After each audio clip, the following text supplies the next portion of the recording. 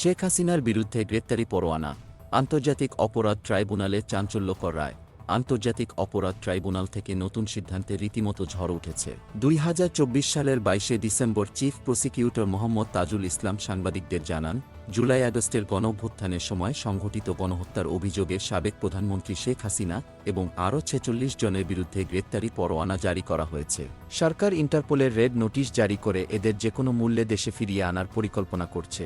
শেখ হাসিনা সহ পলাতক নেতাদের বিরুদ্ধে ইন্টারপোলের মাধ্যমে ব্যবস্থা নিতে পুলিশের মহাপরিদর্শককে আনুষ্ঠানিক চিঠি দেওয়া হয়। এরপরে ১২ই নভেম্বর এই সিদ্ধান্ত আনুষ্ঠানিকভাবে জনসমক্ষে আসে। ১৭ই অক্টোবর আন্তর্জাতিক অপরাধ ট্রাইব্যুনাল এক নজিরবিহীন রায়ে ৪৬ জনের বিরুদ্ধে গ্রেপ্তারি পরোয়ানা জারি করে। তালিকায় শেখ হাসিনা ছাড়াও রয়েছেন ওবায়দুল কাদের, শেখ রেহানা, সজীব ওয়াজেদ জয়, মোহাম্মদ এ আরাফাত, আসাদুজ্জামান খান কামাল, দীপু মনি, আনিসুল হক এবং আরও অনেক প্রভাবশালী ব্যক্তি। এই রায় দিয়েছেন বিচারপতি গোলাম মর্তুজা মজুমদারের নেতৃত্বে ৩ সদস্যের বিচারক প্যানেল। প্রসঙ্গত, বৈষম্যবিরোধী ছাত্রজনতার আন্দোলনের চাপে দেশ ছাড়েন শেখ হাসিনা। ভারতীয় কর্তৃপক্ষ জানিয়েছে, তিনি এখনও ভারতে অবস্থান করছেন। এবার প্রশ্ন, এই গ্রেপ্তারি পরোয়ানা বাস্তবায়িত হলে বাংলাদেশের রাজনৈতিক প্রেক্ষাপটে কী পরিবর্তন আসবে? অপেক্ষায় পুরো জাতি।